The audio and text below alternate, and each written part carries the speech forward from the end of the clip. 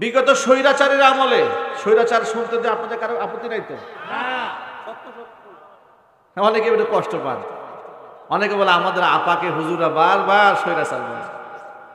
আহারে, ওনাকে স্বৈরাচার বললে একটু কম হয়।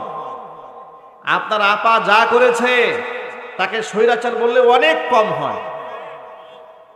হাজার মানুষকে যে খুন করেছে তাকে শুধু স্বৈরাচার না, তাকে তো ফেরাউনের লেডি ভার্সন বলা যায়।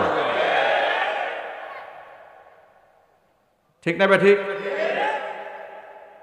চরম পর্যায়ের ইসলাম বিদ্বেষী, চরম পর্যায়ের আলেম বিদ্বেষী, চরম পর্যায়ের কোরআন বিদ্বেষী, চরম পর্যায়ের মাদ্রাসা এবং মসজিদ বিদ্বেষী। এখন তাদের নাতিপুতিরা বলবে, হুজুর কি যে বলেন, ৩৬০টা উপজেলার মধ্যে আমাদের আপা মসজিদ বানাইছেন, আপনি বলেন উনি মসজিদ বিদ্বেষী। হ্যাঁ, উনি মসজিদ বিদ্বেষী।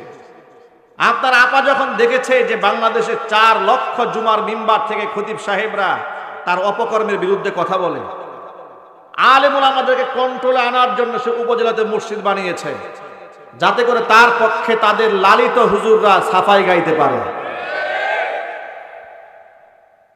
ধোঁকা দিয়ে সকলকে বোকা বানানো যাবে না, কথা ঠিক না বেঠিক জুড়ে বলেন? সেখানে কোনো হকপন্থী আলেমদেরকে ঢুকতে দেয় নাই। সেখানে বসে স্বাধীনভাবে হুজুরা খুতবা দিতে পেরেছে। তাহলে কেমনে তিনি আলেম প্রেমিক হলেন? শুধুমাত্র 2021 সালে 2600 আলেমের নামে মিথ্যা মামলা দিয়েছে। বাংলাদেশ মুসলিম কান্ট্রি, একটি পৃথিবীর দ্বিতীয় বৃহত্তর মুসলিম জনগোষ্ঠীর মাথার তাজ উলামায়ে ইকরাম, জাতির চেহারা দেখলে মানুষ নিজেকে ধন্য মনে করে। যে সমস্ত আলেমদের হাত স্পর্শ করতে পারলে লোকেরা সারা জীবন গৌরবের সাথে বলে অমুক হুজুরের সাথে আমি মুসাফা করেছি, সেই সমস্ত আলেমদের হাতের মধ্যে গরুর রশি লাগিয়ে, কোমরের মধ্যে রশি লাগিয়ে, পায়ের মধ্যে লোহার ডান্ডা বেরি পরিয়ে, আসমানের নিচে জমিনের উপরে আলেমদের সাথে বিয়াদবির সর্বনিকৃষ্ট উদাহরণ স্বৈরাচারী হাসিনা তৈরি করেছে। আর তাকে স্বৈরাচারী বললে আপনাদের অনেকে কষ্ট লাগে।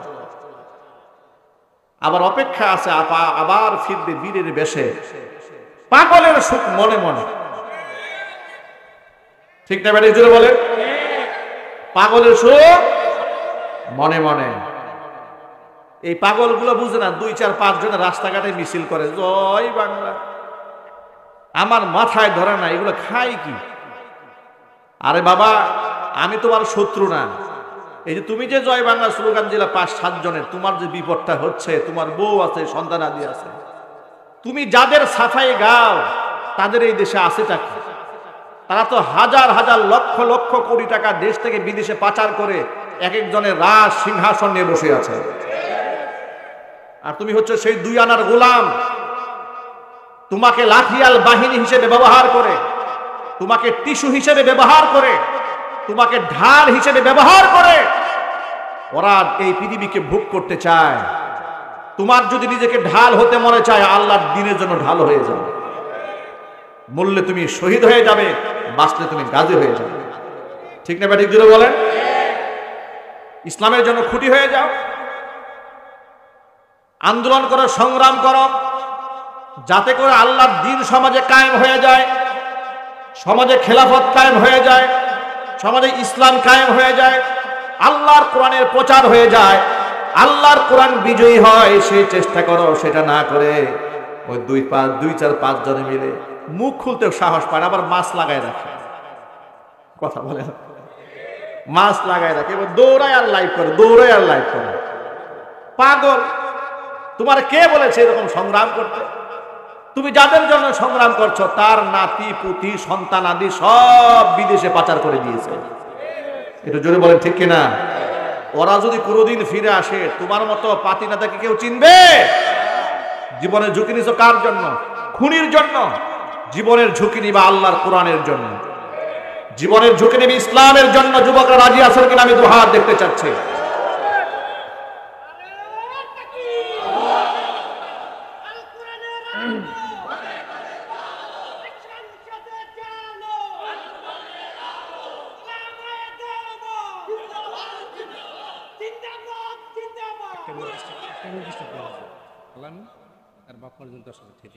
ঠিক আছে, আলামিন ভাই 10,000 টাকা বাবা মার জন্য দিয়েছেন, আল্লাহ তাআলা কবুল করেন।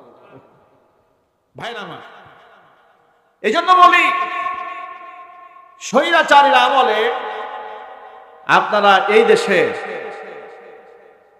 দেশে আমাদের মায়েরা বোনেরা ইউনিভার্সিটিতে স্বাধীনভাবে বোরকা পরে চলতে পারে নাই, জঙ্গি মামলা দেওয়া হয়েছে। এই যে রাষ্ট্র স্বাধীন হওয়ার পরে নরসিংদীর একটা মেয়ে, আমাদের বোন, তাদের বক্তব্য সোশ্যাল মিডিয়াতে ভাইরাল হয়েছে, সাংবাদিকদের সাক্ষাৎকার দিয়েছেন যে আমরা বোরকা পরেছি, আমাদেরকে স্টেশন থেকে ধরে নিয়ে জঙ্গি মামলা দিয়েছে, টর্চার করেছে, মেরেছে, কত অত্যাচার করেছে। অসংখ্য আলেমদের নামে জঙ্গি মামলা দিয়েছে, আমার নামে একাধিক মামলা দিয়েছে। কখনো আমাকে আওয়ামী লীগের আমলে কখনো দিয়েছে বিএনপির আসামি, কখনো দিয়েছে জামাতের মামলার আসামি, কখনো দিয়েছে হেফাজতের মামলার আসামি। যখন যেখানে সুযোগ পেয়েছে মামলা দিয়ে আসামি বানাই দিয়েছে। 2018 সালে স্টেজ থেকে ধরে নিয়ে মামলার ইজহারে লিখেছে কোথায় গুপ্ত মিটিং থেকে ধরেছে, আমার পকেটে 16টা ককটেল বোমা পাওয়া গেছে। আলেমদেরকে ওরা কত ভালোবাসে, বুঝতে পারছেন তো, কত মোহাব্বত। আবার ওই সমস্ত এমন জালেম স্বৈরাচারীকে কিছু নামধারী আলেম জান্নাতের সার্টিফিকেট দিয়েছে। এগুলো আলেম না জালেম? চিল্লায় বলেন। জালেম গুলো একবার দিয়েছে কওমি জননী উপাধি এক জালেম, ঠিক কিনা? আর এক জালেম বলেছে আপনি জান্নাতি রমণী, পা চাটার তো সীমা থাকা উচিত। এজন্য আমি প্রতিবাদ করে তখনই বলেছিলাম, ওই আমলেই, হাসিনা আমলেই বলেছিলাম যে কতজন আলেমকে খুন করলে জান্নাতি হওয়া যায় এর একটা তালিকা তৈরি করা দরকার। শাপলা চত্বরে শত শত মাদ্রাসা ছাত্রকে তারা গুম করেছে, খুন করেছে, আহত করেছে, রক্তাক্ত করেছে, কথা বলতে হবে, ঠিক কিনা বলুন? আবার 2018 সালে নির্বাচনের আগে আবার সনদ দেয়, কওমি মাদ্রাসা দাওরায়ে হাদিসের সনদের স্বীকৃতি দেয়। নির্বাচন সামনে, হুজুরদের একটু কাছে আনতে হবে, মনে করে এই ভণ্ডামি আমরা বুঝি না। কি বলেন? এই ভণ্ডামি জাতি বুঝে না? জাতি বুঝে, যার ধরুন জুলাই আগস্টের বিপ্লবে শুধু স্কুল কলেজ ইউনিভার্সিটি আমাদের সন্তানরা জীবন দেয় নাই, মাদ্রাসার অসংখ্য ছাত্ররা, আপনারা দেখেছেন এই সাইদাবাদে মাদ্রাসার ছাত্ররাই স্বৈরাচারীকে কিভাবে ডিফেন্স করেছে। অসংখ্য আলেম ওলামা, শতের উপরে মাদ্রাসা ছাত্র শহীদ হয়েছে। অথচ এই জুলাই সনদ সরকার তৈরি করলো কয়েকদিন আগে, সেখানে আল্লাহর নামটা পর্যন্ত লেখার সময় তারা পায়নি। এর চেয়ে অকৃতজ্ঞ নাফরমান জাতি আর কি হতে পারে?